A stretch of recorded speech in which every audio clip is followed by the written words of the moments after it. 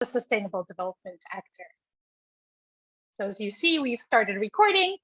I'm Gamze Erdem Türkelli from the Law and Development Research Group of the University of Antwerp, and I will be chairing this event today. This event is organized under the auspices of the Law and Development Research Network, LDRN. And LDRN is a network that seeks to enhance the knowledge, understanding of the role of law, both domestic and international, in relation to development and governance as perceived globally, but also locally. And the network is concerned with the social functioning of legal systems, primarily in the context of countries in the global south. So you can find more information on the network. I will put it in the chat. But this event is really timely, given the ever-intensifying turn towards more private financing for development, the increasing deployment of public resources, monetary resources, but also technical resources to quote unquote catalyze or leverage private financing. And it's really timely to take a look at national development finance institutions, so-called DFIs, at this juncture in time, which this study does, because these DFIs are really have been playing and will continue to play a very key role in that transition, in that push towards more private financing. And DFIs are a topic also close to my heart that I've been working on and teaching about for a while. And I think they do bring a lot of legal challenges, a lot of political economy questions to the fore, including on accountability, again, something that this independent study has addressed. So hopefully this session will continue the ongoing conversations around development financing, but also generate new ones. And I do have a stellar cast of commentators on the report that I'll turn to. But first, I'll give the floor to Tommaso Ferrando from the University of Antwerp, so one of our very own, who will introduce himself, his fellow authors, and the main points of the report. So over to you, Tommaso. Thanks a lot, Gamze, for this very nice introduction and for accepting to chair this session.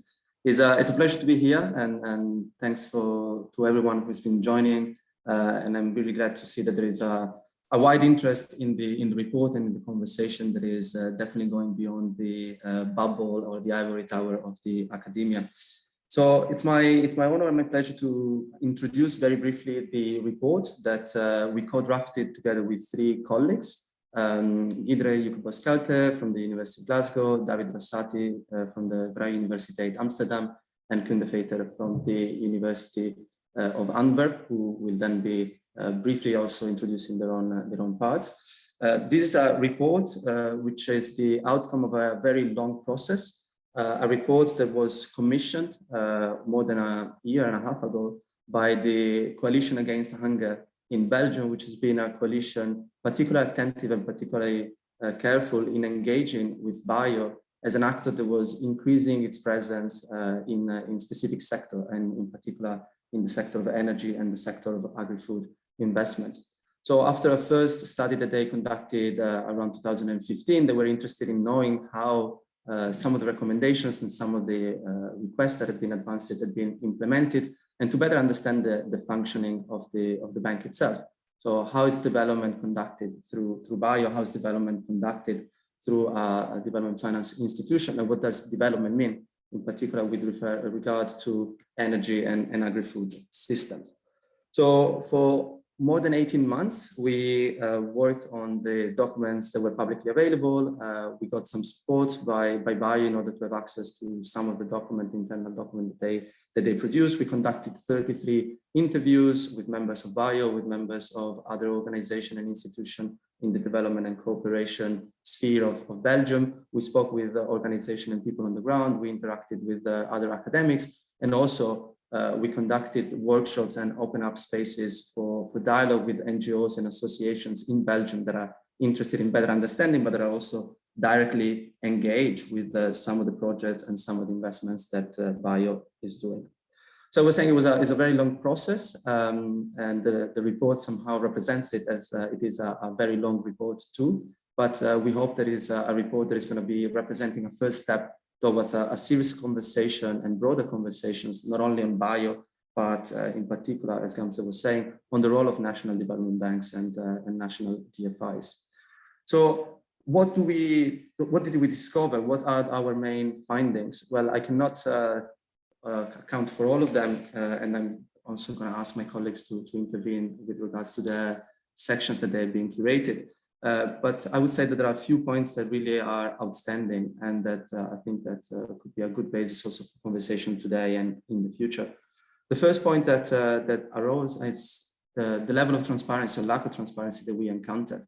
So for academics, with the support of BIO, with the possibility of interviewing them and having access to documents, we still encountered a level of lack of transparency that was significant.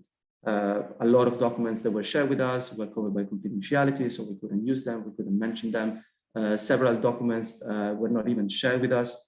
And all in all, what we realized that access to information, to valuable and meaningful information is problematic. And so our concern is that if access to information in terms of what investment are realized, the details of the investment, the environmental and social action plans that they have, and so on and so forth, are hardly reachable by a group of academics that have resources and time to spend and actually have a commitment to obtain this information, we wonder what kind of availability of information, what kind of knowledge of the operation exists on the ground.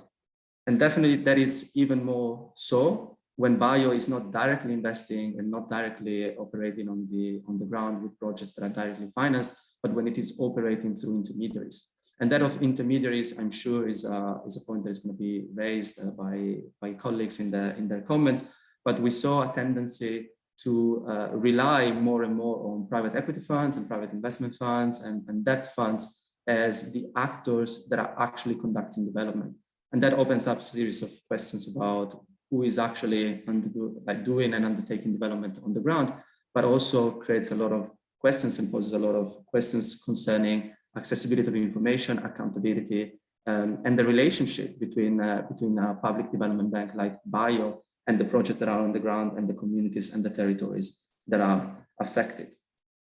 And there's just a few more points in terms of general findings. There is an issue about the presence or the relevance that this public money, this ODA channeled by BIO has in the investment that they conduct. They tend to be minority investment.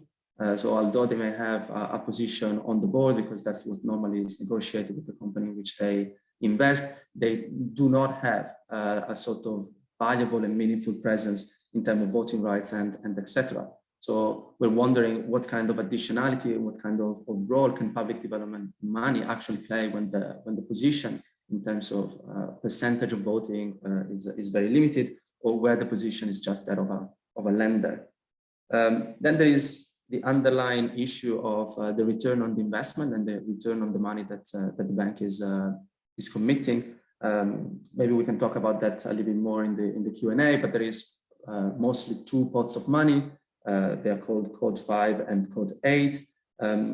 Code 8 is public funds transferred with the prospect of financial returns, and BIO is committed to obtain at least around 5.56% on this money. So that significantly reduces or defines the kind of investments that they can realize and creates an incentive to invest through intermediaries like private equity funds that promise returns on the investment of 11 or 12% a year. So there is clearly the financial commitment and financial consideration that is predominant, and it's definitely part of the way in which the bank was created and the regulatory system that has been negotiated between the bank and the Belgian government.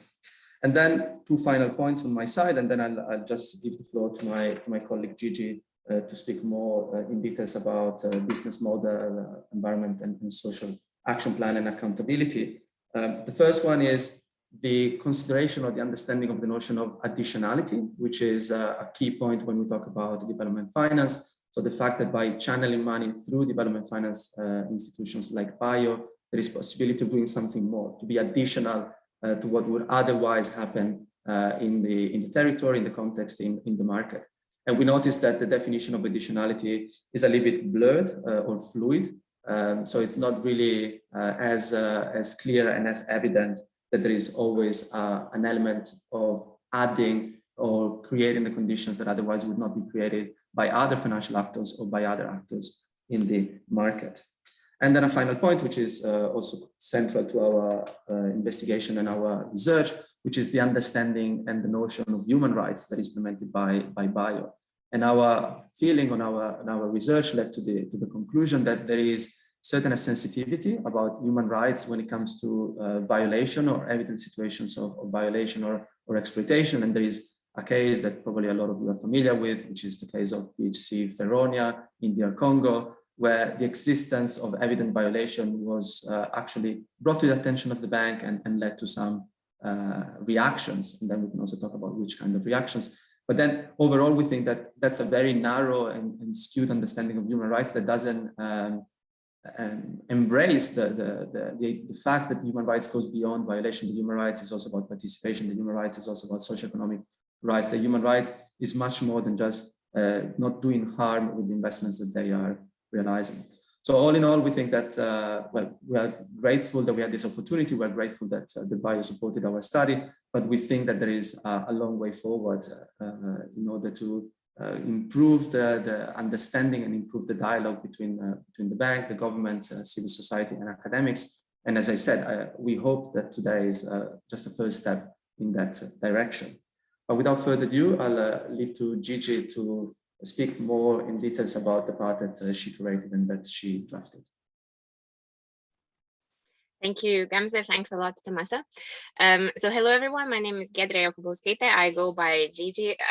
So I work at the University of Glasgow, and I'm really grateful to Tomasa for inviting me to be part of the study. I learned a lot in this year that we were doing the study, and I've kind of learned how much there is to learn about this entire framework of private sector development finance.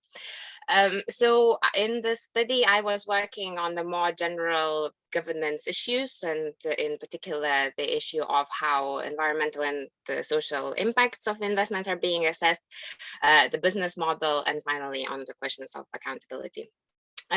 So in my 3 minutes, I of course cannot summarize the findings of well, basically over 100 pages of research.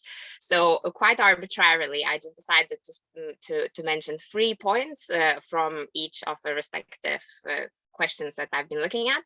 So on the business model, ENS, and accountability. So on the business model, the key finding that really struck us whilst looking at the terrain of investments is how significant of a partner for development finance into private sector is financial sector, right? So basically we have all heard about the financialization of development, of the fact that financial actors are increasingly becoming an important player in all of this. But at least from our experience with looking at bio, it was overwhelming how much financial sector has a role, what big of a role they play, and how much of a key partner it is for institutions such as bio. So all decisions that are being made are in one way or another attuned or taken into account how this will affect financial services in the countries of intervention, and in a way that the entirety of interventions are being designed in a way to make sure that financial sector gets involved, gets activated, and can become more present in the countries of intervention. So it's kind of a very general finding, but it's very much the one that gives the tone and the background to everything else that we found. Now, closely linked to that is my second point, which is on the environmental and social impacts and how those are being assessed and understood. So on the ENS, probably the most notable thing that I wanted to highlight today is the fact that bio, being one of the smaller national development banks, clearly follows the lead of the rest of the DFI sector, and as such is much more situated as an actor within the system of other DFIs, as opposed to being situated in the system of, for instance, Belgian Development Corporation and Development Corporation at large. So in practice, this means that the fora of the decision-making, the fora of setting the rules of how environmental and social impacts are being assessed are all at the level of a DFI sector, right? So the key expression of this sort of convergence of norms and rules is the International Finance Corporation IFC performance standards. So they're very much at the heart of understanding environmental and social impacts of bio's investments. And as you probably all know, the one organizing principle that the IFC performance standards are implementing is the so-called mitigation hierarchy, so ENS mitigation hierarchy. So basically this idea that environmental and social impacts can be mitigated, then reduced, then if that's not possible, then they should be offsetted, and then if that's not possible, then they should be compensated for. So this is very much the lens through which bio sees environmental and social impacts, and that lens means that there's basically no bottom line, right? So basically, we disagreed a lot, and we had a lot of arguments with bio about this, whether there is a bottom line. And bio thinks that because there is this mitigation hierarchy, there is in fact something that prevents harmful investments from taking place. We do not see where that line is, and this for us is the key difference with the so-called human rights-based approach to development, where there is a bottom line of preventing or protecting human dignity, which is not so apparent in this hierarchy approach, mitigation hierarchy approach. So we can talk hopefully quite a bit more about the role of human rights, or the absence of human rights in all of this, or the fact that the human rights are being mentioned a lot, but they are quite cosmetic in this entire governance framework. But the bottom line is the approach is that of risk mitigation as opposed to rights being central to the whole endeavor. And this is very much guided by the fact that financial sector is always there in the background, and as well as other DFIs, with which bio has to partner if it wants to take part in syndicated loans or in private equity funds. And then this takes me to my final point, which is on accountability. So we did a lot of thinking and talking about accountability with bio and among ourselves. But probably for me, as someone who's been thinking about accountability in development finance for quite a long time, the key thing that I have realized through this study is the essential role that reputation plays in the way that the development finance institutions understands accountability. So basically, the fear of a bad reputation is very much the trigger of accountability, right? It's something that increases the monitoring standards. It's something that can put the project onto the so-called watch list. So projects that kind of get more attention. It's something that attracts more site visits. It's something that basically triggers action. And so this also explains what role development finance institutions sees for NGOs, right? So they're effectively the watchdogs that trigger this response, right? So we end up in this vicious circle almost, where there's no increased monitoring or evaluation, and there's no sort of very rigorous, I would argue, or it is argued in the report, oversight, unless there is a perception that there is a high risk or that there is already trouble. Right, so this bad reputation being at the heart of accountability framework, we argue in the report, is problematic. So there are considerably more findings that I could talk to you about, and hopefully we will have time for that in the Q&A. But for now, I will pass it on back to Thomas. Thanks a lot, Gigi. Definitely we invite all of you to have a look at the report, which is divided into chapters with also a final section with the most relevant recommendations. And I really hope that everyone can have a look at that and then continue the conversation from them. So just very briefly speaking about a chapter that I curated, which was dedicated to agri-food investments that bio realizes. The interest was coming from the Coalition Against Hunger, but also it is important to say that bio itself recognizes that agri-food investment represents the most important sector for them, if not one of the most important, especially a sector where they receive a lot of pitches, a lot of requests for investment during the year, probably the sector where they received most of the requests for funding. And there is also a commitment by the Belgian government that development aid in agriculture and agri-food sectors should reach 15% of the ODAs per year. So it's definitely an area that is of interest not only for the NGOs, but definitely for bio itself and for the Belgian government. So very briefly, what did we discover? Well, I adopted a systemic and human rights-based approach to the analysis. And in particular, I was interested in understanding how bio constructs food system and whether bio has an understanding of the food system as a complex interaction between people, territories, and socioeconomic conditions. And I wondered if bio was implementing a right to food approach, a right to food intended as the right to sustainable consumption, right to sustainable production, and also addressing poverty and inequality. So the main findings are that bio is invested in agri-food sectors from farm to fork. They are definitely not only looking at production, although the production side is central to their investment, but they're increasingly diversifying and adopting a food chain approach to their investments. So we found investment in large-scale farms. We found investments in plantations, and we can talk about that a little bit more. We found investments that are supporting small-scale farmers for export, but we also found investments in retailers. We found investments in restaurants that are selling food in India. We found investments in companies that are bottling water. We found investment through private equity funds in companies that are developing technologies and digitalization of agriculture. So we really see the spectrum of the food chain represented when we look at the investments that bio has been realizing, tractors, machinery, everything that you can imagine from farm to fork.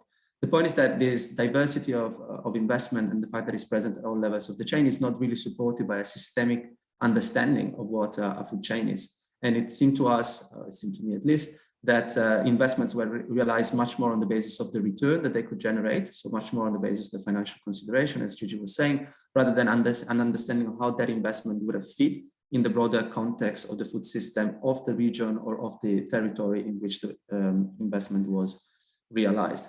And that is also connected with another point that was pretty much evident, where the notion of right to food is not present. What is present is the idea of food security, but there is an understanding of food security which is very outdated and which is linked with the idea that food security is about production and productivity. Food security is not considered linked to accessibility, it's not linked to the socioeconomic conditions of the workers, it's not linked with the presence of food on the territories and self-sufficiency, which is what the special rapporteurs on the right to food have been calling for in the last decade. So back already in 2014, there was this idea that food security cannot just be about producing, it has to be about distribution and accessibility. So very briefly, in terms of the investment that were more significant in the agri-food system, we see that there is still a lot of large-scale investments in agriculture that are supported by bio, and this despite everything that has been happening after 2008, with all the calls for really getting rid of this model and showing how problematic these large-scale investments were from the perspective of human rights and from the perspective of the communities on the ground. Bio has been participating even very recently in some of these investments. They have 30,000 hectares investment in Mongolia. They have an investment in Madagascar, where at the moment they're financing 8,000 hectares of monoculture of corn, but the company itself is planning to expand it. And it's a company that already in the past had been accused of land grabbing in Senegal, a company that had the plans originally to set up 100,000 hectares of biofuels production in Madagascar. So there have been very controversial cases, but that seems not to be the big concern. The concern seems to be that of what kind of production can be achieved and how much food can that be produced without really thinking about the social economic implications. On the other hand, we see, as I said before, that at the level of production, bio is supporting indirectly small-scale farmers. And there are two considerations that I want to make, and then I'll just pass the floor to David to talk about energy. The first consideration about small-scale farmers is that the example or the investment that is always referred to as a virtuous example and how bio is actually properly supporting small-scale farmers is an example that of the Fair Trade Access Fund. There is a case where it's not the code 8 money that is used, not the money that should generate the return of 5.5%, but it's code 8 money, code 5 money, sorry. So money that is not required to generate the same return. So Bio somehow itself recognizes that a proper support to farmers cannot come, at least that's my interpretation, cannot come with that money that should generate high returns. And that's already a question whether or not we can have a true and meaningful support of farmers, and small-scale farmers in particular, with money that should generate 5.56% return every year. The second consideration, and again that links to the same example, is that the way in which Bio supports farmers is by supporting farmers that are connected with global value chains, farmers that are already integrated in international trade and export.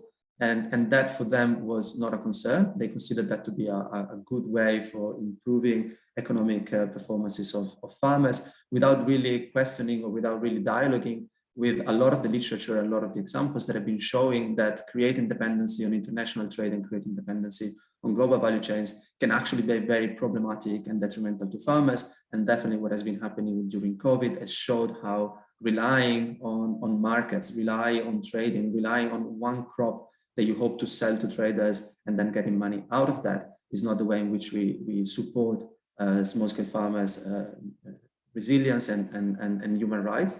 And even more, what has been shown that Bio didn't really engage with is that just few farmers can participate into these value chains, and normally it's not the most marginalized and it's not those that most need support and public money. And so there is this kind of tendency of justifying in the name of economic growth and participation in global market, the intensification of dependency of farmers, but also the support to the so-called low-hanging fruits.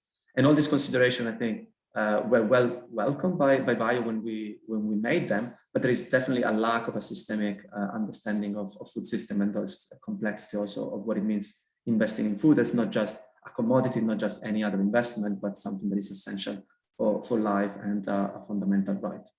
So I think that was my last word for this session and for this part of the session at least, and I'm happy to leave the floor to David.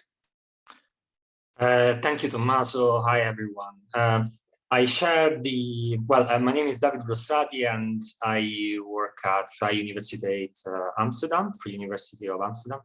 And I wanted to share the same sentiments of Gigi in saying, thanking you, Tommaso, for involving also me in this very interesting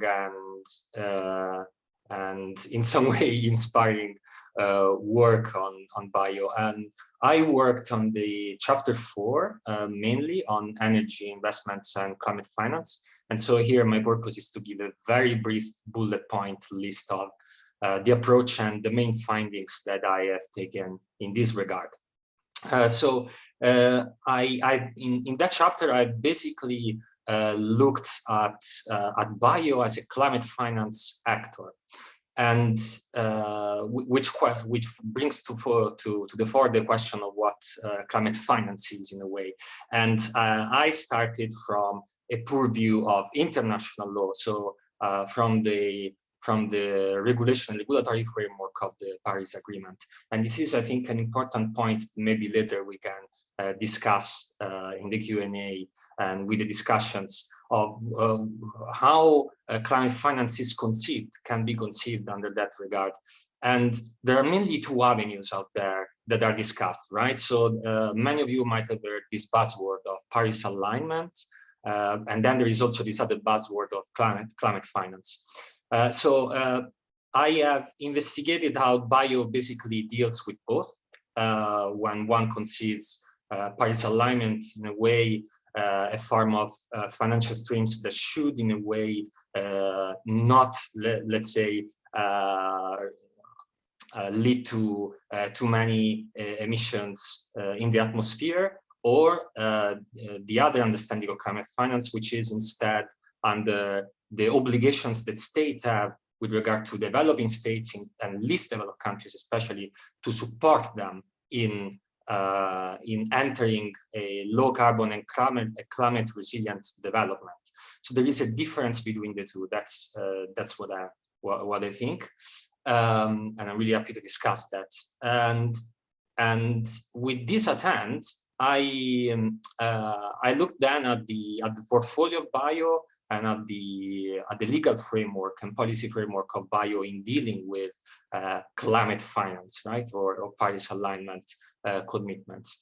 And generally, the finding is that there is a legal framework that, in a way, asks bio to be active in the field of climate mitigation and climate adaptation. But its internal policies are, in a way, not really centered around that. Instead, there is a practice or, in a way, an approach that cherry picks other sustainable development goals as the main outputs of the impact that the finance related to climate that bio does should achieve. And this has led to certain results. And what is the main result? Well, that the main, I would say, the only field in which bio can make certain climate claims is the one of energy. And throughout the years, bio has certainly improved its practice in energy investments. It has some historical investment in the oil and gas supply chain. But then the majority of its investment and finance verges on renewables, and that's something that must be noted. However, when one brings the practice and the business model of bio in the context of Paris alignment and the Paris and climate finance under the Paris Agreement, hardly any of these finance can count as viable climate finance under the Paris Agreement. So there is a kind of tension between what the Belgian government would like from bio and what bio with its business model can actually achieve in terms of delivering forms of climate justice under a multilateral, the basic multilateral framework on climate change. And because bio focuses on energy, another criticality of the chapter is that bio basically does not engage at all into forms of climate adaptation finance. This is also because so far it has developed a quite minimalistic understanding of what climate adaptation finance for the private sector is, meaning that they envision climate adaptation as some form of parallel support to clients in order to ensure that their activities can be climate resilient, instead of doing what maybe other actors in climate finance are trying to do, is to foster the small medium enterprises in least developed countries that promote climate adaptation services or climate products, or are active in the emerging structure of the circular economy. And so this is certainly a struggle of bio, but something else, and this is maybe the last bullet point I want to highlight, because time is of essence, I see, is that even when bio engages directly and indirectly in forms of climate finance and energy finance, in the case studies that you can find there in the chapter, I found that in a way it has lost if not the control, but at least a sense of the long-term vision of the type of investment it was getting in. So just to give an example, bio has indirectly engaged to a private equity fund into development of a series of small but also medium dams in Madagascar. And while on paper and on the website of bio, this could look like a positive action to promote, climate mitigation. On the other side, looking more deeper into the context of these investments, they appear to basically increase the indebtedness of the domestic utility in Madagascar, which was previously indebted, and is basically raising more and more the fragility of the economic situation of the public sector in Madagascar. And a final point on the climate finance chapter is also that bio is still somehow involved into direct and indirect finance of the fossil fuel supply chain, and especially natural gas. And this goes in the context of the Paris alignment question, which is becoming more and more, let's say, obvious, also given the latest IPCC report, that investing in the natural gas supply chain will most likely lead to forms of stranded assets in the future. And it's very likely that these investments are not aligned with the Paris Agreement and to a net zero or low carbon future. Thank you.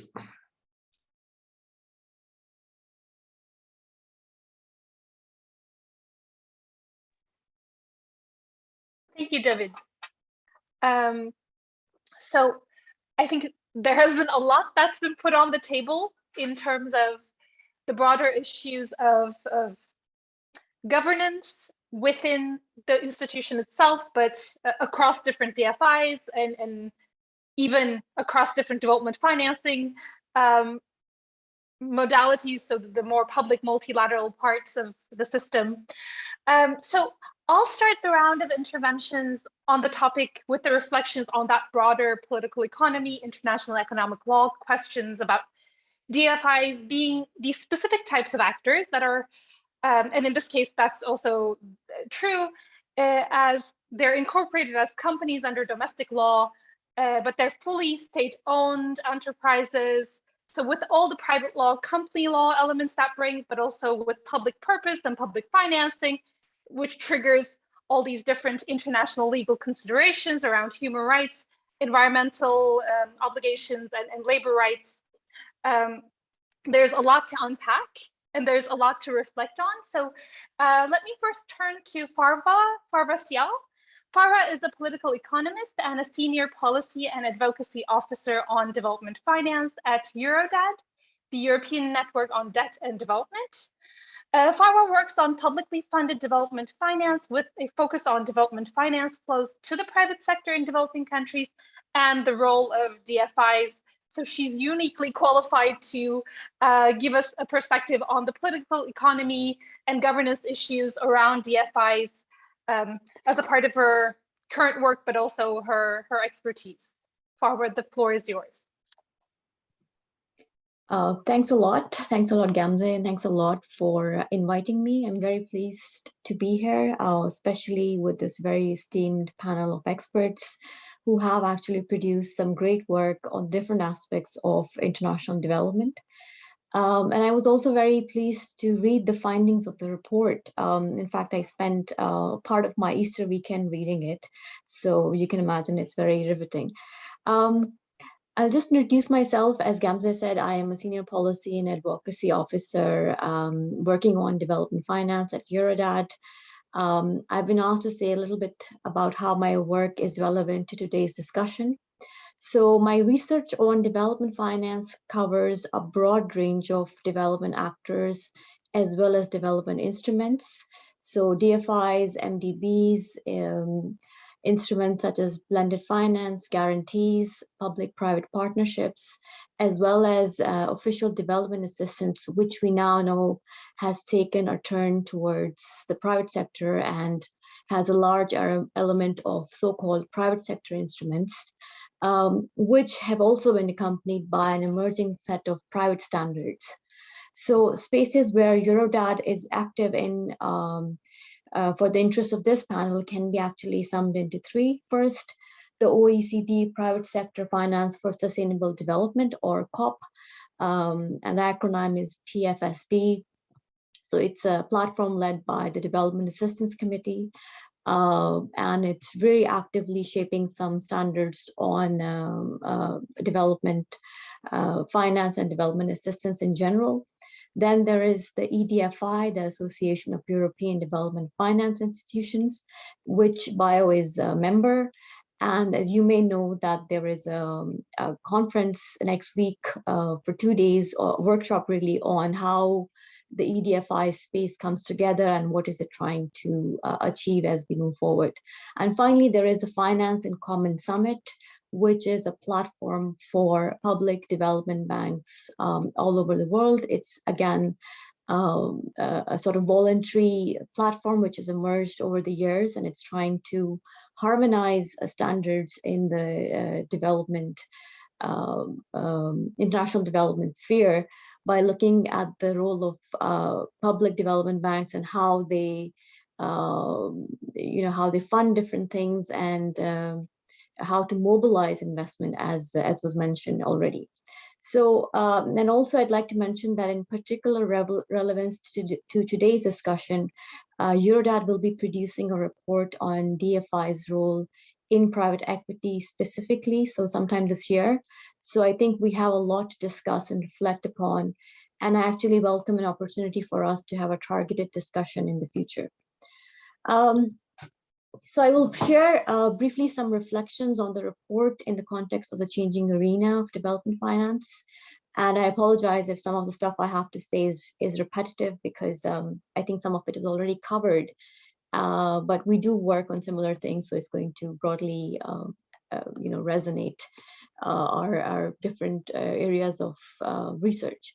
So first of all, congratulations to the author for writing such a detailed report, especially in the ongoing pandemic.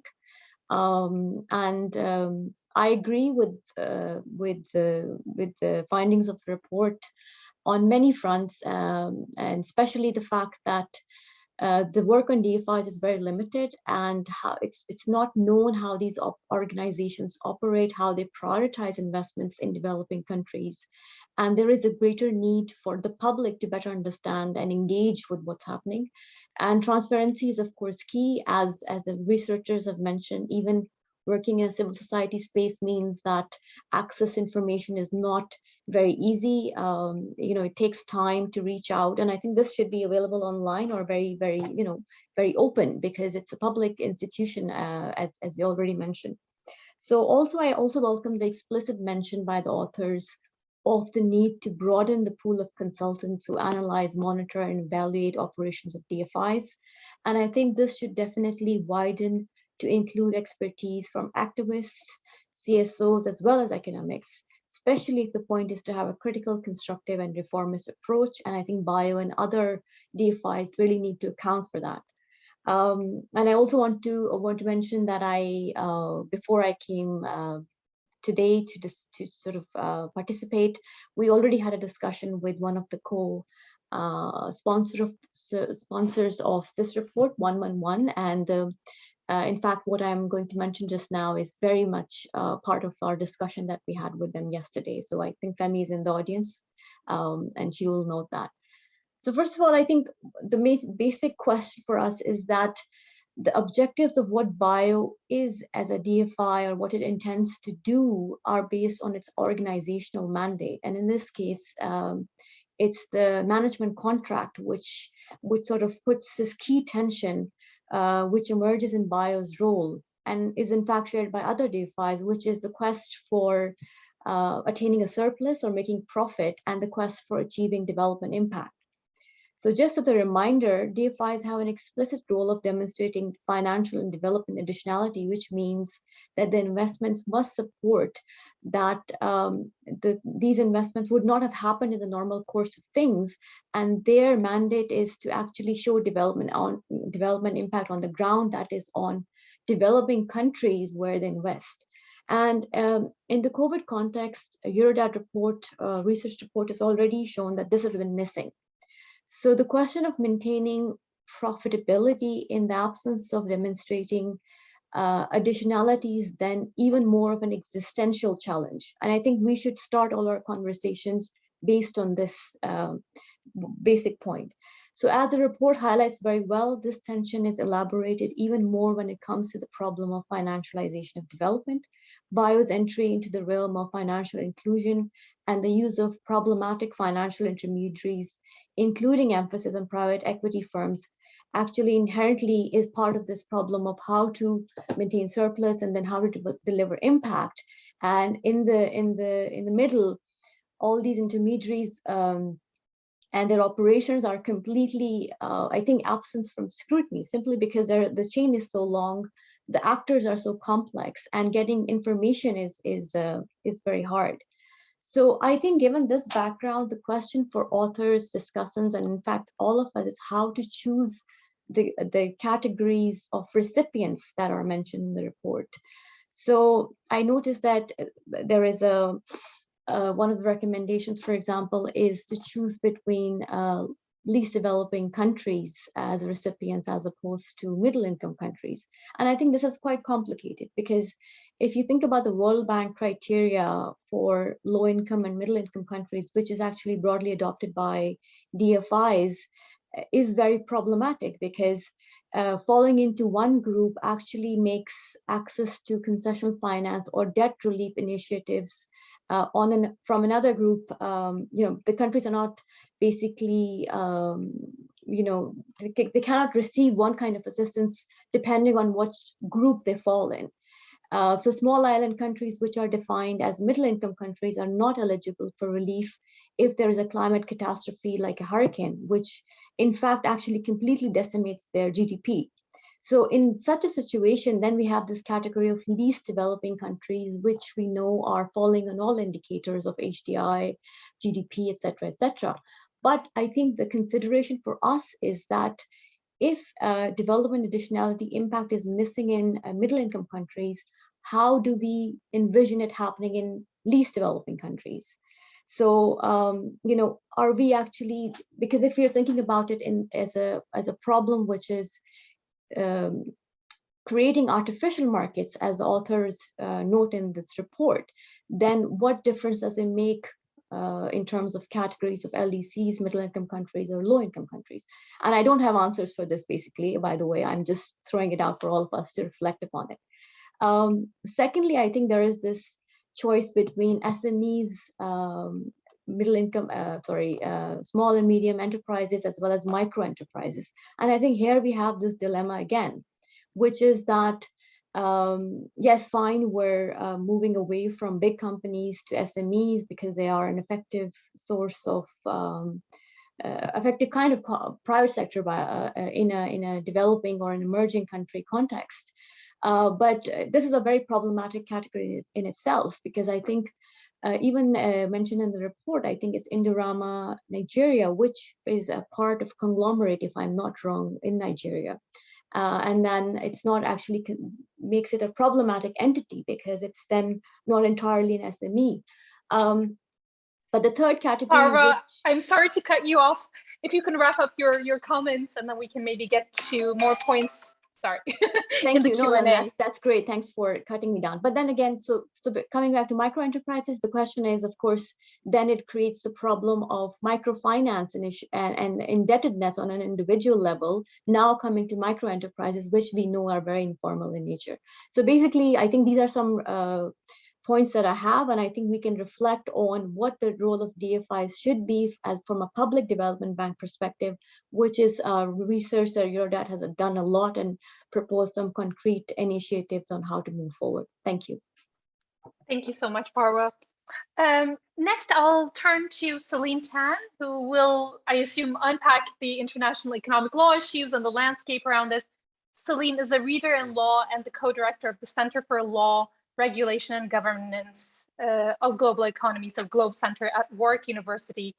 Her research centers on exploring aspects of international economic law and regulation with a focus on international development financing law, policy and governance. She's also the principal investigator of the New Frontiers in International Development Finance, NEFDEF project, which squarely looks at this private turn towards in development financing and the international legal issues around that. Celine, the floor is yours. Thank you, Gamze, and thank you to Tommaso, Gigi, David and Kun for inviting me to comment on this very, very important and contemporary issue. I think it's so difficult to get access to these agencies. So it's really important and significant to have this kind of research being done in collaboration with these institutions to get the access to the information. So I think it's commendable and it must be quite difficult to do the report and research, particularly empirical research, during the last 2 years. So congratulations for achieving that. I'm sure a lot of us have had lots of challenges doing our research in these times, and maybe we could potentially have a different session on just kind of the methodologies of researching in this kind of space. I think that would be very valuable in terms of a kind of research pedagogy perspective. But going on to the kind of substantive areas of the report, so I'm just going to kind of like limit my comments to kind of 3 points that I just wanted to kind of make on the report and how it kind of fits in and contextualized within the kind of broader landscape of international economic law and financial regulation. And those 3 points really are kind of the first one being, you know, that this is, as everyone has said, and we've looked at what Gamze and Daria as part of the broader NEF-DEF project, is that this is a kind of a broader shift towards, you know, the kind of development finance and climate finance being, you know, public towards kind of more catalyzing private finance. So actually the raison d'etre of a lot of multilateral development banks and DFIs today, you know, have moved towards catalyzing and mobilizing private finance rather than actually, you know, lending, so or investing. And I think that's a key thing that, and that obviously has the knock-on effects on, you know, the governance of these institutions and also governance and regulatory frameworks globally and nationally. And I think this is quite a key and perhaps could have been much more emphasized and more clearly in the report, and perhaps that's something that you might want to pick out, you know, going forward, a kind of policy and research agenda. The second point that I wanted to make was on kind of sovereign debt impacts and how, you know, this shift towards private finance is, you know, embedded within a problematic sovereign debt regime anyway.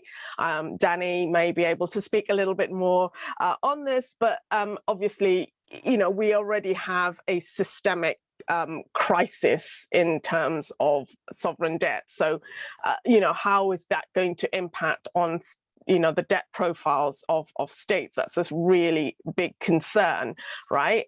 And that's related to the transparency issues which were raised. And then the third point I wanted to raise was obviously this thing that has been discussed also, that the move towards private finance has also entailed a move to private regulatory regimes as de facto means of regulating environmental, social governance externalities. This is something that I deal with in a recent paper of mine in the European Business Organization's Law Review, which I can put in the chat if you wish. Those 3 points, I'm just going to go quickly. The first point, this kind of broader shift, I think it's really important because financial markets and private actors are increasingly becoming, you know, the decision makers in which sectors of investment that states will undertake. So when you move from, you know, let's say a loan from a multilateral development bank to, you know, a private sector, you know, a DFI, then investing in private sectors in developing country, what effectively it's doing is actually removing the state autonomy over which sectors to invest in. So the priorities for, you know, investment will depend on the private actors wanting to be, you know, participating or making returns in a particular sector, which is why you see, as Gigi said, an overwhelming concentration in the financial sector, because that's where the profits will be generated. And so again,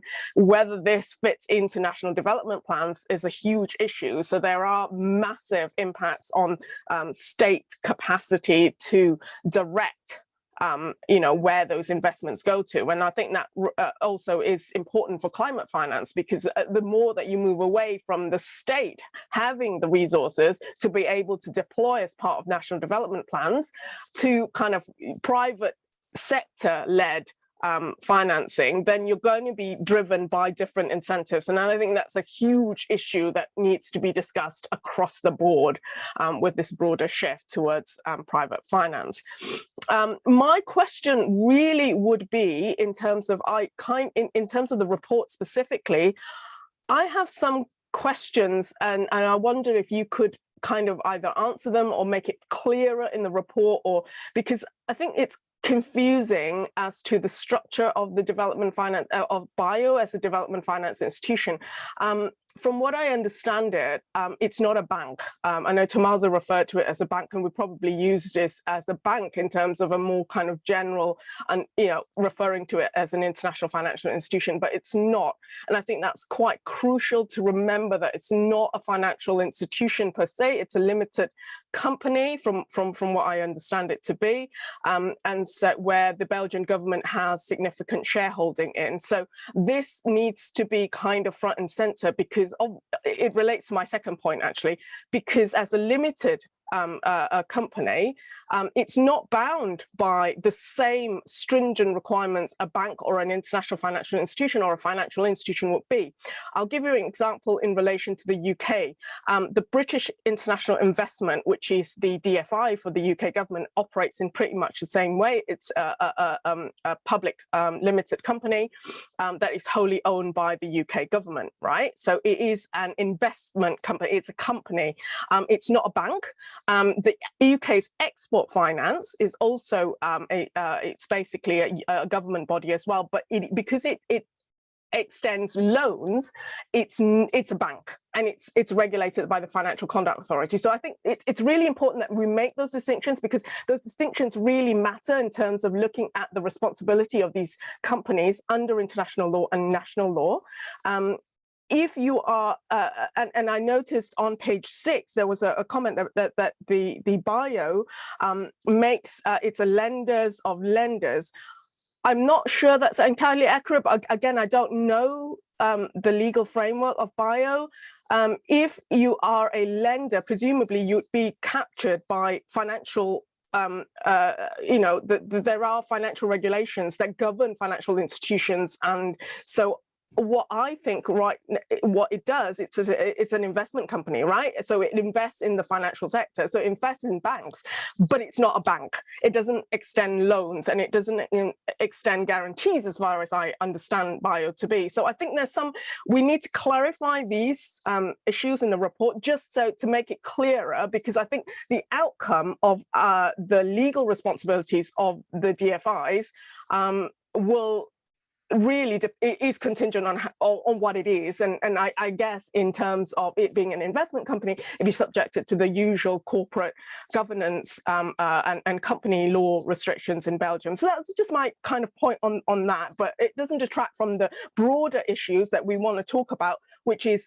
that it does shift governance mechanisms in a way. And I wanted to talk a little bit about that in terms of its sovereign debt impact. We talked about transparency in terms of Gigi talked about transparency, and Tommaso talked about transparency and the lack of transparency in these kind of contracts, and it is in the report as well, that there's you couldn't access the contracts because they were commercially sensitive, and that puts a barrier to communities getting access to that information for environmental, social governance points, but information. But I think the other aspect to this is also that countries and communities and civil society in those countries don't have access to the debt profile of the country, right?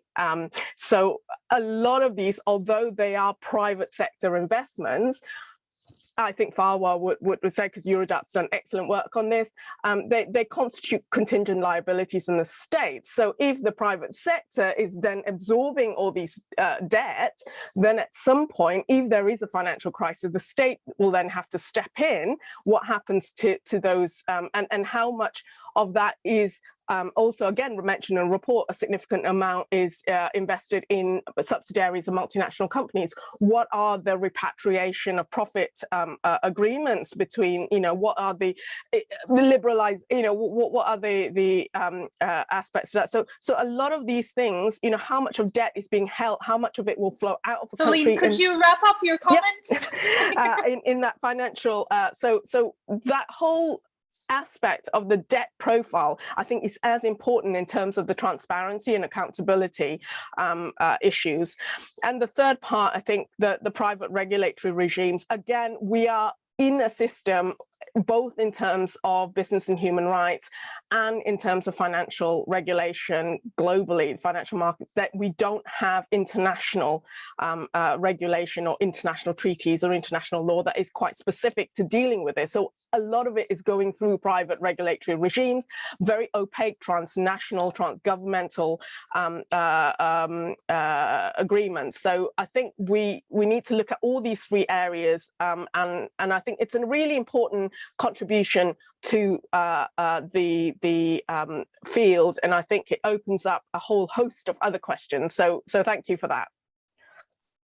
Thank you, Celine, for your comments, and then I'm sure in the Q&A we'll have a discussion of all the different points that you raised, but also the legal questions and then classifications and all of that. And maybe at this point, I can invite Danny Bradlow to comment on BIO's general approach to development, as well as touch up on questions around accountability.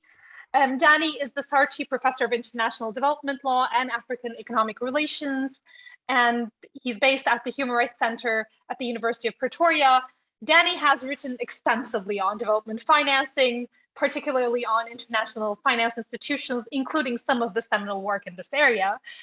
So it's really a pleasure to welcome Danny. And Danny's currently also working on IMF accountability and the need for an IMF ombudsperson.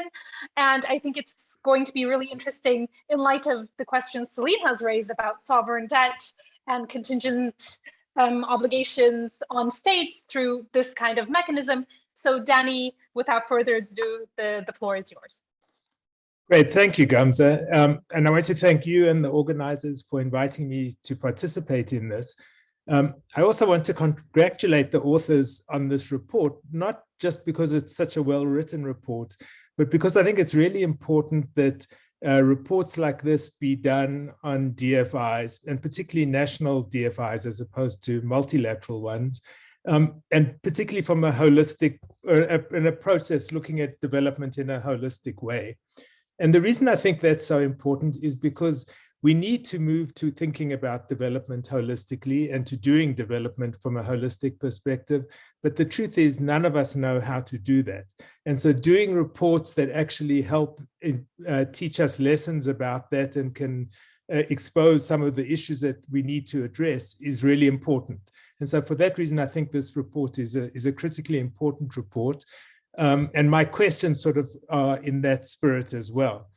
And I want to make some comments about the responsibility of DFIs in terms of holistic development, and then talk a bit about accountability. And if I have time at the end, and Gamze will tell me if I don't, to talk a little bit about financial inclusion.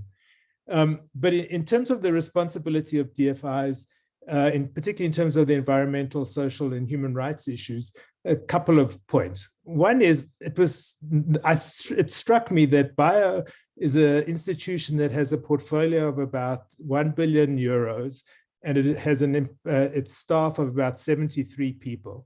And 3 of those people work on environmental and social issues, and 3 of them work on development impact. Clearly, that's not enough staff to do a totally comprehensive review of the environmental and social aspects of every project that BIO is involved with. And that leads me to the question of how much is it, what's reasonable? Is having almost 10% of your staff dedicated to this a reasonable amount of people, or should there be more people or less people involved? I don't know the answer, but I think it's a critically important issue because it also tells us something about what do we have to accept as the trade-offs in doing development projects? If we can't get perfect environmental and social assessments, what's considered an acceptable level, and where do we stop on that? And I think that's important for a couple of reasons. One is that while environmental, social, and human rights issues are central to development and are critically important, they're not the only issues that count. There's an opportunity cost in delay, the financial costs, and the thing with to do good environmental and social work, you have to do it upfront. And so the opportunity costs of delay and of not delivering the benefits of a project, assuming it's a good project, to the recipients is a real cost. And we need to think about how do we balance those costs. And I think in that regard, in a sense, talking about environmental and social and human rights issues, and I don't think there's an easy way not to do that, but the truth is those are collective nouns. When we talk about human rights, for example, we should really be breaking it down and talking about the different human rights, the different economic and social rights, the different civil and political rights. And that's important because really, when you're doing a project, there's trade-offs within human rights and within environmental and social issues, as well as with other aspects of the economic and financial aspects of a project. And we don't know how you balance that. I don't know that there's a correct answer to that. It might be that it's part of a political process, and it depends on individual projects and individual contexts as to how you balance that. But I think we need to be more explicit and transparent about what we're doing. And the last point, in a sense, in that regard is, if we're talking about a human rights-based approach to development, we really should be thinking about the human rights of everybody in the value chain of that particular project, or in this case of bio. And in a sense, that means you have to start with Belgian taxpayers, because they're the people who are contributing the money that's then going into bio and into those projects. And that goes all the way down to eventually the people who are the intended beneficiaries of the project. And how do we balance all of that in a good, rigorous human rights balanced approach? Now, I think you can say that certain people's human rights are more urgent or their human rights needs are more urgent than other people, based on their poverty, their particular vulnerabilities, etc. But we have to accept then that we're making a trade-off, and that we're not treating human rights in the absolute way that human rights law says that we should. And I think, again, we don't know how to do that, but I think it's a critically important point to think about. Then turning to accountability, I think the report does a really great job of breaking down who bio is, who its stakeholders are, and who it should be held accountable to. And I think that's really important, because you need different mechanisms of accountability for everyone. But I'm going to focus a little bit on the independent accountability mechanism that bio has. And I suppose it's an extremely discreet mechanism. It seems that no one's brought complaints to it, and nobody seems to know very much about it. And that obviously highlights the importance of transparency and of the need to do active outreach. But it also highlights the fact, I think, of that, which everybody's made so far, that bio really acts through other financial institutions, and which means that the people on the ground who are being affected by these projects don't really know about bio's presence, because they don't actually see it other than at various steps of remove from the actual project. And so that suggests there's a burden on bio to actually play a much more active role in promoting the fact that it is a participant, and distinguishing between its responsibilities and the basis for its accountability from that of the private equity funds or the financial institutions that it's working with, or the other clients that it's working with. Also related to that, it was intriguing to me, and I think I've got this right, but please correct me if I'm wrong, is that the accountability mechanism reports, it's independent of management, but it's reporting through the independent audit office rather than directly to the board of bio.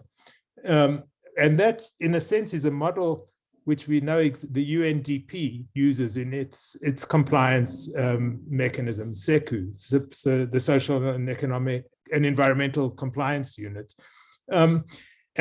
Doing that, reporting through the audit committee clearly is good in the sense that it's more independent, and an audit function and auditors have a culture of independence that's commendable and important and can support an accountability mechanism. But culturally, their view of how they operate is very different from the view of a compliance mechanism and an independent accountability mechanism. I mean, they've focused on the good of the institution and protecting its financial integrity. A compliance unit is really focused on how do we protect the stakeholders and their interests and make sure that they're not harmed. So that the one requires a certain level of internal discretion, the other requires a much more transparent approach. So there's a difference in their view of transparency as well. And I think also it's really important that the board of directors, who really the fiduciaries responsible for how an institution functions, should be the ones who learn about the social impacts and environmental impacts of projects, not the auditors, they shouldn't be learning about it through the auditors. Final issue in terms of compliance is the question of remedy, which none of the DFIs, multilateral, bilateral, or national, deal with very well. And one of the problems is because when there is a finding of non-compliance and a need for remedy, how do you give the remedy? I mean, and because you're dealing with financial intermediaries, it's not really the institution itself who necessarily is paying the price for the remedy. It's if you're talking about a development institution, it's really the people who would have benefited from other development projects who ending up paying the price if there's a real remedy given by the institution. And one could say in this case is, for an institution like BIO, which is a public sector institution owned by the Belgian state, is perhaps it's the Belgian state that should be paying for the remedy. And so maybe there's a need for a remedy fund of some sort. And that highlights the importance of distinguishing between what is it that BIO's responsible for and that it can be held accountable for, what should the intermediaries that it might be operating through talk about, and then how do you balance that with the obligations to the shareholders, which ultimately I think are the Belgian citizens rather than the state per se. So that's it. Gamze, if I have a minute left, I'm going to talk about financial inclusion. You do have a minute left, exactly 1 minute. Okay, that's about all I need.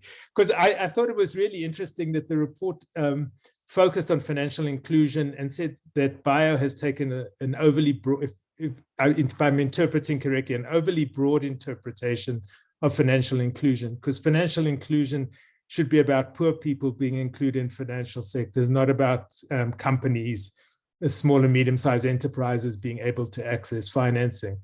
And I want to challenge that a little bit, because it's not always clear that, I think poor people absolutely need access, and that's an important part of inclusion.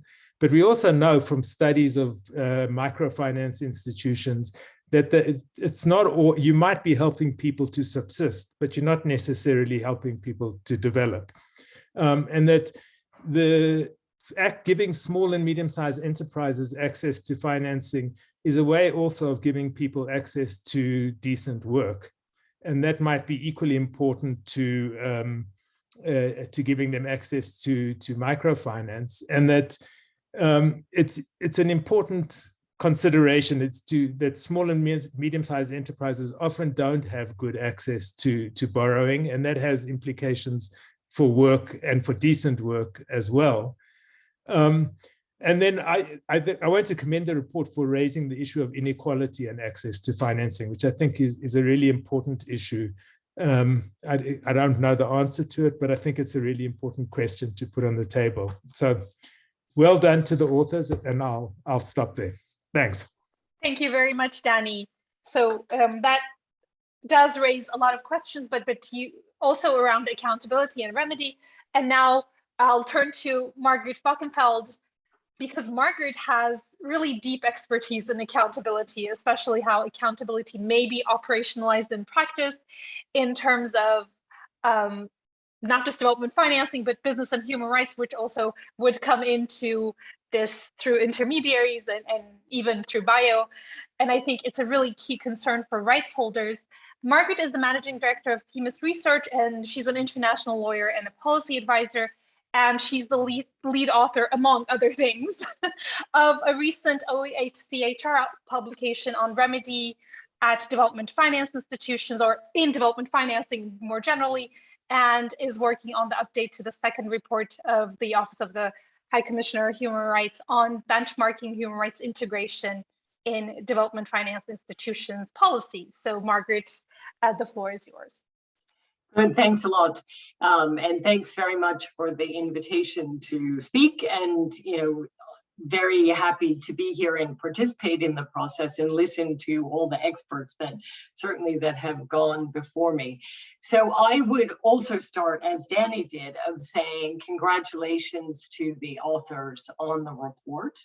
I thought it was a really excellent report. I must say, I didn't get to every word of it. It was a very long report, but certainly the parts that I did dive into were, I found very analytical, a very sober analysis of what is happening at bio in comparison to other international standards and other DFIs. So I think that's very helpful to have that level of analysis, and indeed to have a very sober tone in terms of prompting uptake and real consideration of the analysis that's in there. And given also how concrete the analysis was, and I think how concrete the recommendations are. I think that's really helpful, that it wasn't kind of sweeping issues, but very detailed and concrete recommendations, I think, are really helpful. I thought on the human rights side in particular, the idea of, the identifying and highlighting both the procedural dimensions, but also very much of how the substance of human rights should be informing the analysis. And again, particularly, I just whizzed through the agricultural sector, but again, linking that discussion to the right to food, I think is very helpful to help DFI staff begin to think through that, and also on the energy side. I also, as everybody else has highlighted, think the focus on transparency is incredibly important, and bringing out the many different ways that transparency is needed. It is, as Danny has highlighted in particular, incredibly important for accountability. And so again, I'll come back to two issues that I wanted to highlight for kind of further work as we were asked to do. So that I think is particularly important. And I think also, I mean, there were many things, but another one I just wanted to flag was this issue of kind of the dissonance and the lack of connection, not only at bio, but I think many DFIs between E&S analysis and looking at essentially negative impacts, and then the development impact analysis is over here. And in fact, if anybody hasn't seen it, the Danish Institute of Human Rights recently put out a report on that issue, and how much there's that lack of synthesis, but also not taking that opportunity to combine those two, because in the end, of course, for people on the ground, it's the totality of the impact that counts, not which bucket it goes into. And that's something that we are highlighting. I'm going to take, whoops, I should have looked at my time, to very quickly looking at the two reports that I've worked on for the Office of the High Commissioner for Human Rights, and related the report very quickly to those two reports. So the first one, as Gamze highlighted, came out just a couple of months ago, and it's on remedy and development finance. I will put a link to the report in there, and Danny has already foreshadowed some of the issues, but indeed, what that report found is that there is really a remedy gap at DFIs. And again, this report didn't focus as much specifically on the remedy issue, but it's certainly there underneath the surface. But the report definitely highlighted that there is a lack of remedy across DFIs. Multilateral, we didn't have as much time to look at bilaterals, but I think we would find the same pattern. And what does that mean? It means that, again, as Danny and others have highlighted, right, that the costs are being externalized onto those that development finance institutions are supposed to be serving. And so it is very much a lack of connection to the mandates that development finance institutions have, both in terms of a do no harm mandate, but also, of course, the connection to the SDGs and the positive development. I think one of the things that we found, particularly at the multilateral DFIs, is there seems to be some thinking about remedy as a zero-sum game, that if indeed you're remedying and providing some kind of reparations, whether that's monetary compensation on the ground, that somehow the DFI is losing, instead of seeing that as a core part of the mandate. And the report does go into the discussion on the use of the mitigation hierarchy, right? And the classic mitigation hierarchies at DFIs are not well set up at all to promote this thinking about remedy. You have, again, you highlighted this whole issue around risk and going into things, thinking that you can have impacts as long as you compensate for them. That's one dimension, an important one. But also the mitigation hierarchies don't talk about remedy generally at the end. They talk about compensation, which is one part of remedy, but it makes people think, it gets people thinking about remedy as being only associated with money grubbing beneficiaries who are looking for more money, right? And instead of being a counterpoint to the do no harm. The other problem with the mitigation hierarchies is they talk about offsetting, and that's clearly not appropriate when it comes to human rights impact. So again, we're pointing out in the report that mitigation hierarchies need to be revised. Interestingly, with the Equator Principles banks, we made that big point, and it's actually in the newest Equator Principles where they talk about when there are human rights harms, there should be remedy for them. I think one of the other key points from the remedy report is that it's about planning in advance and building leverage early. And I think what the report has done very importantly is draw out the many different ways in which bio could be better using and building their leverage. Again, it's small, but there are many different ways of doing that. And I think, again, the other thing from this remedy report is about the need to really deliver on remedy. Danny highlighted in particular the issue about the bio's grievance mechanism, which again, had no idea they even had one. And so indeed an issue about being, all of those issues about making that remedying mechanism or that complaint mechanism from bio more transparent in a more active way. But also again, through the report, I think you couldn't find any much in terms of whether grievance mechanisms at the client level are working or whether anybody's paying attention, because that's the first line, right, of remedy. What's happening, what is bio doing in terms, and it's not just bio, of course, it's other DFIs. What are they doing about client grievance mechanisms as well? So I think that's also another point. And then finally, from the remedy report, one of the issues that's clearly, I mean, OHCHR is putting on the agenda, but certainly others are, about responsible exit. And I think and that is the idea of getting DFIs to think about as they're going into investments. One is planning for their exit, but two, making sure as part of that planning that they are not leaving behind unremediated environmental, social, human rights impacts. And they're also thinking about potential human rights impacts of their exit. And I think that is definitely coming on to the agenda. You gave, I think, in the report, the very interesting example of Feronia, where, again, because we are seeing many examples where DFIs potentially seeing trouble at an investment or exiting quickly and quietly. And that's a bit the opposite of what we want to see in a responsible exit scenario. So I think, again, continuing to highlight that point is very important to DFIs.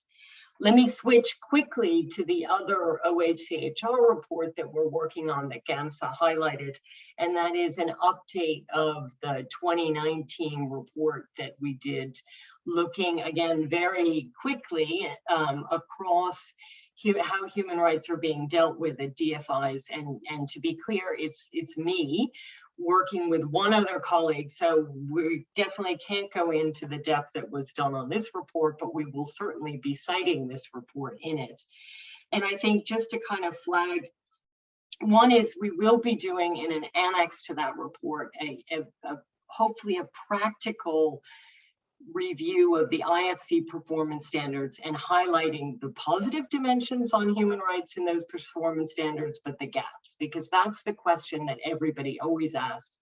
What is missing from the IFC performance standards? So we're trying to be, if we did a full analysis, it would be 50 pages. This is going to be like a 10-page that we expect DFIs will take away. And then Margaret, may I ask you to wrap up? Let me go one last point. The other thing that we are going to be highlighting in that report is what we've identified as 4 key gaps in the performance standards. And I raise that because I see them echoed in what you've done already in the report. One is social dimension of climate change. And I think you've started to address that issue, that, you know, the whole just transition is clearly coming on. The other issue is other dimensions of land acquisition that are not expropriation, right? We know that, and that's clearly a very relevant issue for agriculture. The other issue, which I think you didn't touch on as much, but it is a huge issue, I think, coming up, which is digital rights. None of the safeguards address human rights issues of digitalization projects, and all the DFIs are going into that. So that will be another. And then the final point we're going to highlight is the lack of attention in safeguards on users, either consumers, but also, again, coming back to, I think, a bit the ag sector, where you have small and medium enterprises that are contracting as part of a DFI process, thinking about the impact of, particularly of exit on those small and medium-sized enterprises. That needs to be thought through, particularly where they may be investing a lot upfront to participate in the project, thinking about them as users. So that, very quickly, happy to participate in the discussion, and thanks again. Yep. Thank you so much, Margaret. And with that mention of just transitions, I will turn to Daria Davitti, who's been working on this topic for quite some time now. And I think Daria will speak to how private financing is deployed in terms of just transitions, or hoping so, in terms of climate-related action. Daria is a senior lecturer and an associate professor of law at Lund University Department of Law. Her research focuses on the intersection and implementation of international law, international economic law, and international human rights law in complex contexts, which include the climate breakdown, humanitarian health emergencies, forced migration, and she is the principal investigator of the implementing the European Green Deal through the EU taxonomy regulation project. And also, just a public service announcement, please do send your questions in the chat so that we can get to them in the Q&A. And Daria, the floor is yours. Thank you, Gamze, for the introduction, and thanks everyone. Thanks to the organizers for the invitation. And I can only share, as the last speaker in this small panel, my congratulations to the authors of this report, which is certainly very timely and raises quite a lot of issues, many of which have already been discussed by previous speakers. So I had the pleasure to be asked to focus on chapter 4 on climate finance, which I did with a lot of pleasure in reading it. And of course, we all look at the things that we read with our own lens, and I couldn't help but see a lot of what the taxonomy, the issues that the taxonomy is bringing about into what you all wrote. So I just wanted to focus a little bit on a couple of points that I think are really important and that this chapter in particular brings out. And one is the lack of engagement in climate adaptation. And I think this is a really important point. We haven't really talked too much about it today, and I hope maybe we'll come back to it in the question and answer session, because I think this is common to many DFI, not only the national ones, but I would say in particular the national ones. But the fact that climate finance is focused mainly and disproportionately on mitigation, and doubtfully also when it comes to that, and of course lack of transparency. We talked a lot about it, so I won't be focusing too much on it. And the fact that bio is continuing to involve and finance fossil fuel energy products, and I think that's quite production, and I think that's quite important, because again, it's something that probably is not going to go away, unfortunately, in the near future, as much as we would need that to be the case. So I appreciated in particular the 2 case studies that the chapter provides on, and so the direct loan to the Azito gas-fired plant in the Ivory Coast, and the indirect participation via a private equity fund in developing hydropower capacity in Madagascar. So I thought, for me, they were very interesting to really, and I think I share some of the conclusion, but I would have liked to read more, and Celine mentioned this, because one of the conclusions is that this favors unsustainable public debt and favors, to ensure private sector profitability. And I probably would have liked to read a bit more about that, because and kind of unpack that and the consequences that has in terms of human rights and environmental protection. I think that would have been really, really interesting to read more about it. But I understand, that you have space limitation and word limitation, so that's okay. But hopefully we can talk a little bit more about that.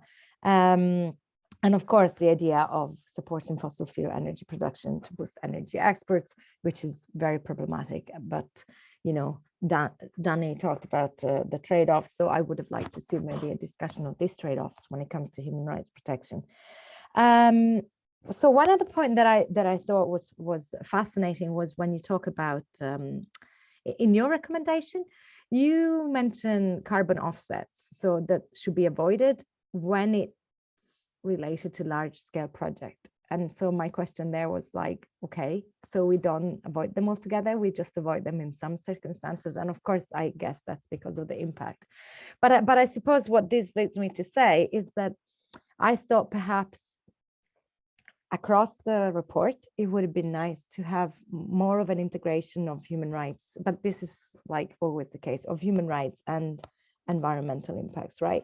So this lack of over focus on climate adaptation, what are the implications from a human rights perspective? Because of course that has repercussions when it comes not only to the right to food, like Danny said, to many other human rights. So let's discuss human rights and spell them out, not least the right to a healthy environment, which we now have recognized to a certain extent.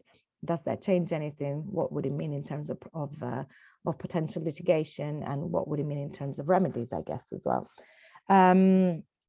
So these were like my main points. So a kind of perhaps more of an attention to this social dimension of climate adaptation, right? And I mean, this does not deter from the report at all. I mean, the reason why I would like to see it discussed more is because it's not discussed more anywhere else, and it is one of the big issues, right? That we don't look at climate adaptation, and we don't look so much, and we don't certainly look at it from the perspective of the social dimension when it comes to really just transition and what the consequences would be of not doing so. So I think I will leave it here with these questions. And of course, as I said, so one last point, there's going to be a huge dimension of of change and shift that is going to be brought about by the EU taxonomy, of course, and in particular the social taxonomy, if and when is adopted, and by the environmental taxonomy that has been already adopted, and by the ongoing discussion on the Sustainability Due Diligence Directive.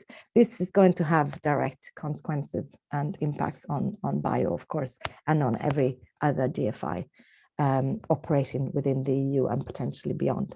So I think that's also something to think about when looking at the future. We were asked to discuss and reflect on some of the future directions, and I think, of course, a lot of the things that you have highlighted here will be either exacerbated or in any case will acquire by definition different nuances now when it comes to the implementation of the taxonomy. So thanks again for a great report and for the opportunity to discuss this, and I look forward to the question and answer session now. Thank you, Daria, also for being very concise with your comments so that we have more time now for Q&A. And I already saw in the chat that there was, way back when David was presenting that part, there was a question on, because the report, that part mentioned that bio could also explore developments under the loss and damage framework and ostensibly see whether there's a role to play in supporting risk insurance facilities for climate-related disasters and onset events. And Sebastian Willemart was asking what is really being meant in that context, and maybe also coupling that, if we're turning to David, with the question that Daria raised of like carbon offsets and specific things.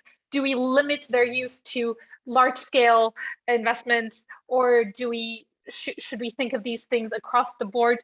Maybe that will be the first question, that first couple questions, and then please do keep them coming in the chat so that we can address those. But then I think I want to give the floor to the authors of the report also to have final comments on what the commentators have said. So let's try to bring all our questions together. Yes, thank you, Gamze. Thank you, Daria, for commenting on the chapter and to the question of Sebastian. I will actually put together Sebastian's question with Daria's take on the adaptation question, because I think they go together. And Sebastian, you were asking about my, there I was wearing the policy hat rather than the legal academic hat, but a type of concrete suggestions of what bio could do, in the context of adaptation finance. And the struggle there is fundamental in the sense that DFI like bio strives to create markets, right? That's what it should do where they're not, and also to I will use a strong term here, extract surplus value, from the activities there.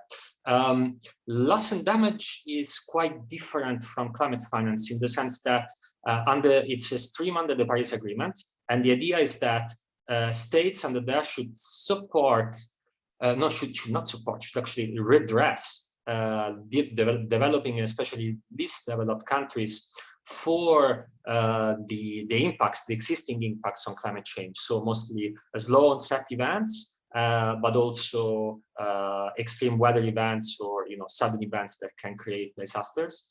And what I was trying to do there was trying to come with the perhaps practical suggestion of exploring this pillar under the Paris Agreement. And what's happening there is that there is quite a bureaucratic program on the way, and also certain initiatives that are trying to my understanding, to pull together some form of private insurance schemes that will cover the consequences of slow onset events and climate-related disasters for least developed countries. In the report, I make this suggestion with a pinch of salt, because there is concern also out there in the literature that this type of insurance schemes might add other financial burdens on least developed countries. And this is at the moment, I think, is negotiated of what's going to, how that's going to concretize under the loss and damage framework. So my invitation is also for Bio to ensure that if it's going to enter this realm, it's also not going to create additional financial burdens on these other countries. So perhaps what Daniel was suggesting before, a kind of redress fund is going to be created at multilateral level there under the climate regime. So we will see that. And that bodes in a way with the problem of adaptation as well. So loss and damage is not really adaptation, they overlap. The problem for these financial institutions is to create markets for adaptation. There I try to come with some examples, but I'm also a bit skeptical, to be honest. I think that adaptation is primarily also an issue of climate justice, and that there is much that public finance could and should do in this regard. That's my take. Which brings me to carbon offsets. Again, that was another policy suggestion that I tried to be, in a way, concrete as possible, in the sense that carbon offsets are going to stay, are actually increasing in their centrality in making carbon neutral claims, right? And raising climate finance around the world. I've done quite some work on carbon offsets. Where I wanted to go there is that for entities like Bio, if they are relying on projects that are themselves raising finance on the offset component of what they're realizing, it is important to make qualitative distinction. So they should understand to what extent their project is actually additional. So it actually reduces emissions from a business as usual scenario, and whether these projects, they have other environmental and social consequences. We know that from studies on the clean development mechanism, and that is a carbon offset scheme under the Kyoto Protocol, we know that there have been a lot of projects, a lot of issues with additionality. And basically the question is always diving into the details, right? Case by case basis, and see whether the business as usual scenario that is set there is meaningful and makes sense, which it did not, in my opinion, for the dam that was financed undirected by Bio in Madagascar. So this is my take on carbon offsets. Thank you, David. And in the meanwhile, we have another question from Femi Davison about private equity funds, and how we heard that there's a push towards sort of going through those instruments and on financialization. And in the question, I think you can all read, because this is portrayed as a best solution type. How can we best critically address these, or criticize them, or raise the critical questions around it? So that's one part of the question. And the other part is on reflections on what Danny mentioned in terms of financial inclusion. So maybe that is something that Gigi can comment on.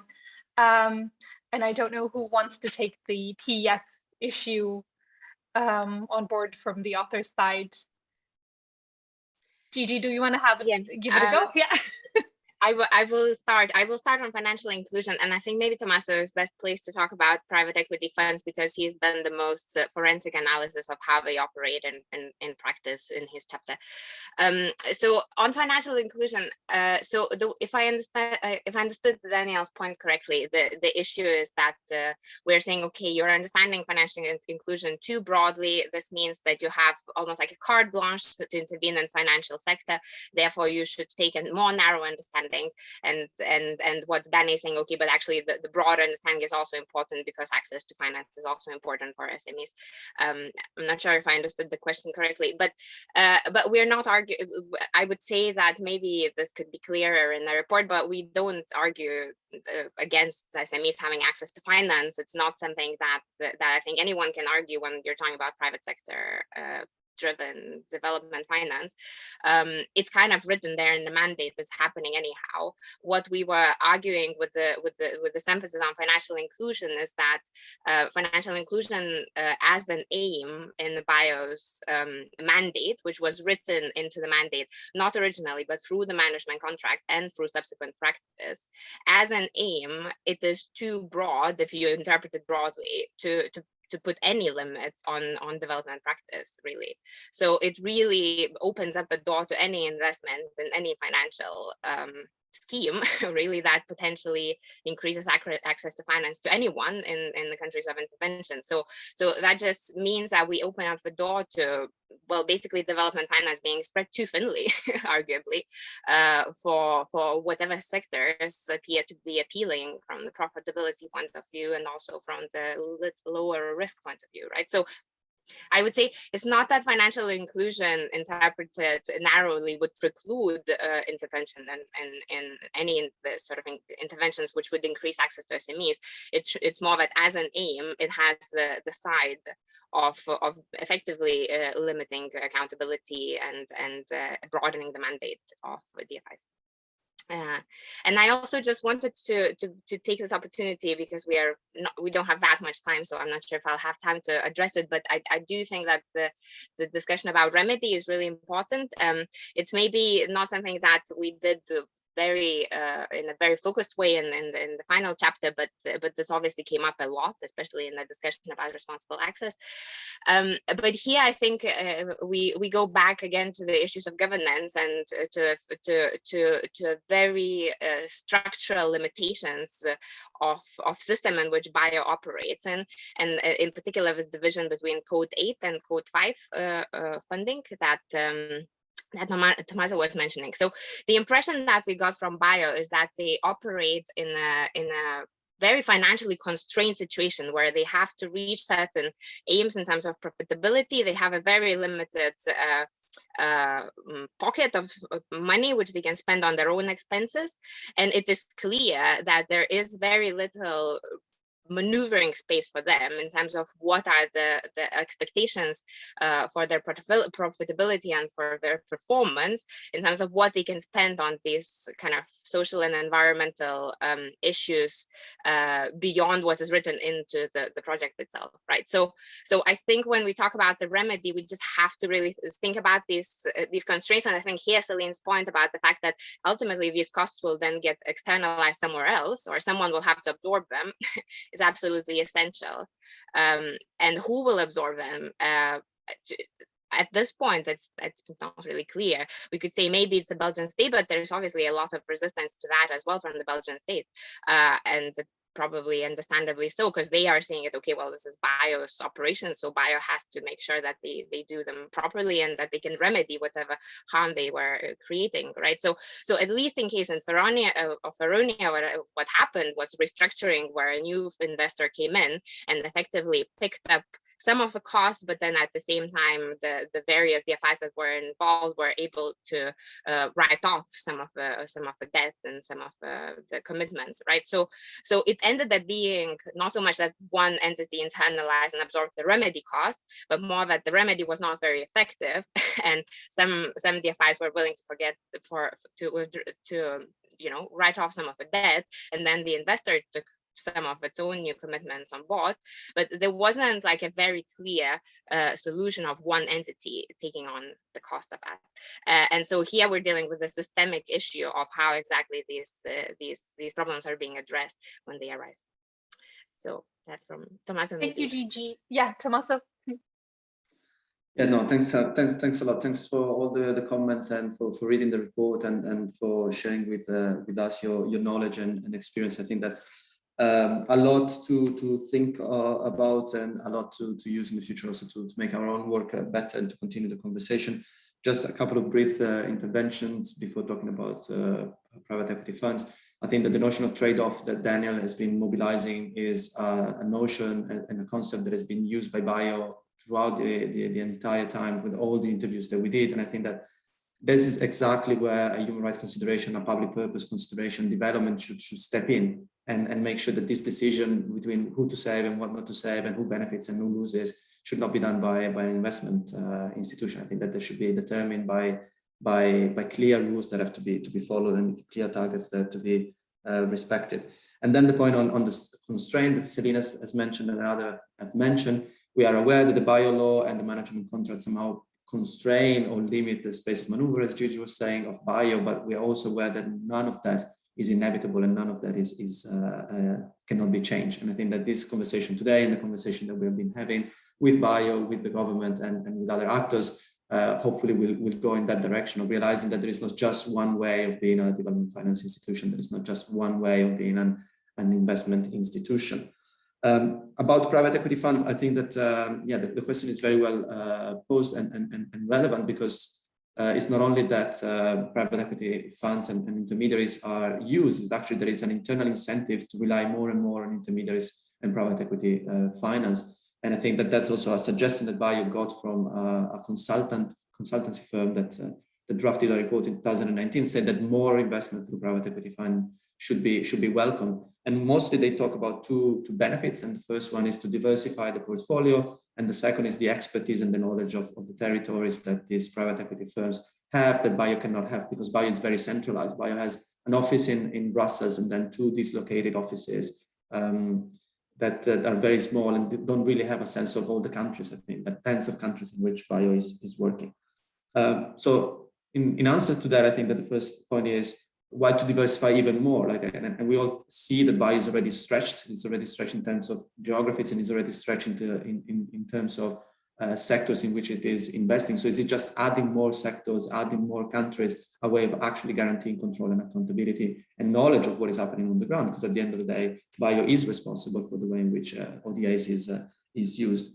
And in terms of expertise, I think that the use of private equity funds is actually externalizing or relying on external expertise. So it's not really contributing to building an internal knowledge and internal expertise of what it means to do development, and also relying on expertise of actors in private equity funds who come from certain backgrounds that have certain profiles and certain trajectories. So just reinforcing this idea that is financial motives and financial organizations that determine what is development and what is good development.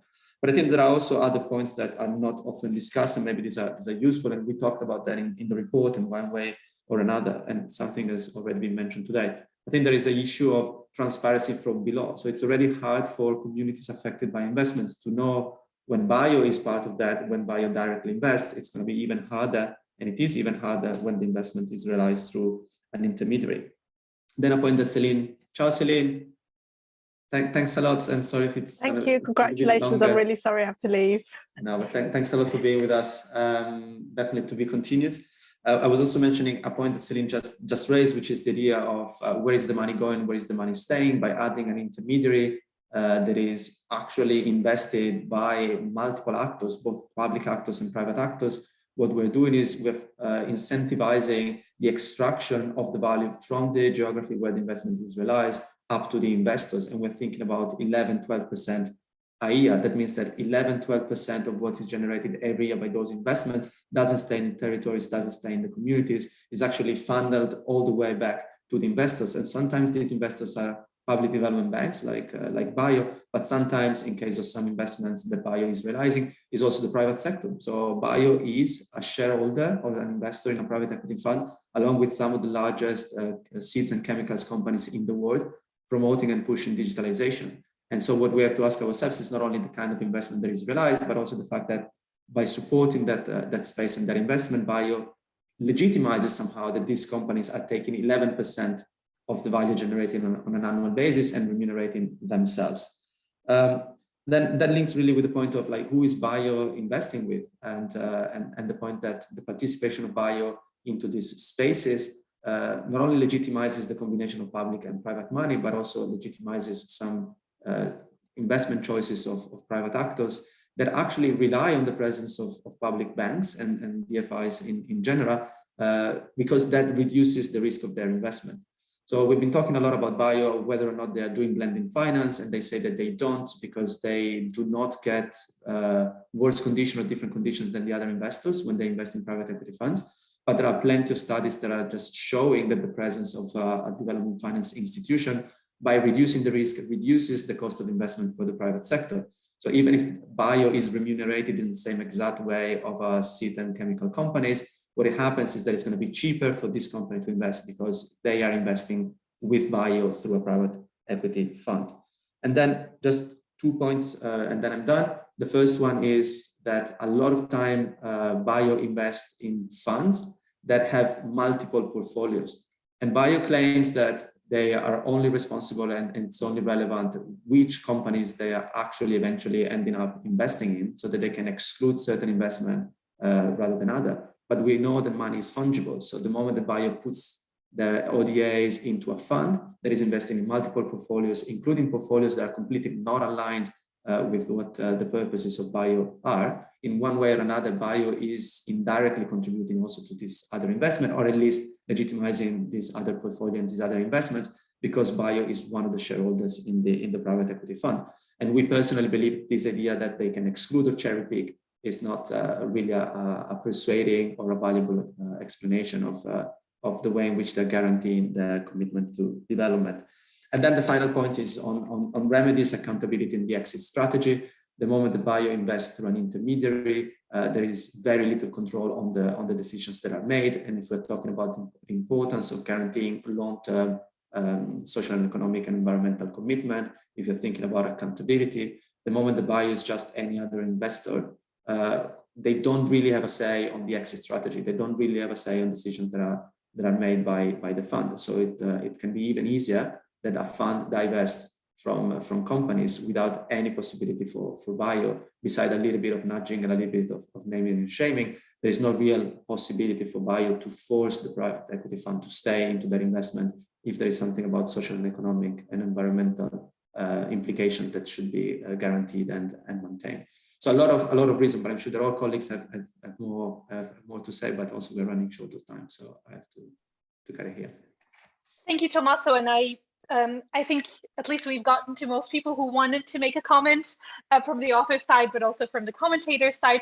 I'm just going to, in 1 minute, try to maybe look at, and Margaret has written that in the chat as well, to identify next steps of where do we need to go from here. So given that compendium that we have available now, in addition to the existing literature, this report, and what is the next step? So I think Margaret's point about more research, more detailed research on financing through financial intermediaries, and I think Daria also pointed to Kinnery's book on this. But I think there's still room to do more research on this and on how different DFIs potentially collaborate or finance, or at least purport to finance development through financial intermediaries. But then there is also the question of decision making, of who decides on the trade-off, who makes the decisions on where to invest, how to reinvest the money that they make from investments. So I think that those are points that Tommaso and Gigi raised as well, of those decision-making processes. Accessibility in terms of transparency, but also in terms of availability of remedies that I think Danny and Margaret also pointed to. How do we include human rights as sort of a social dimension within all of those decisions, within decisions about how we put our money into climate action, when we make that decision not to invest in adaptation, who gets hurt most and who could benefit most. So those decisions, and then I think taking it up to the global governance level of the comments of Farwa and Celine and Danny also about the whole host of issues around debt, around private financing, around the selection of where the public money is going to, and how we can establish some sort of well, basically structural oversight as the public globally and in different countries, developing and wealthy countries, on those decision-making processes and the operationalization of those policies. There's a lot still to do on all of these topics, and our speakers have been working on this. I know in the audience there are also people that are from the practice side or from the academic side, have been working on this. So let's hope that our discussions continue in a fruitful manner under the auspices of the LDR and other places, So let's keep in touch. Thank you to everyone also for being really patient. We were just only 5 minutes over time, but we started a bit late. So apologies, but hopefully it's not going to detract much from your lunch. Have a great weekend.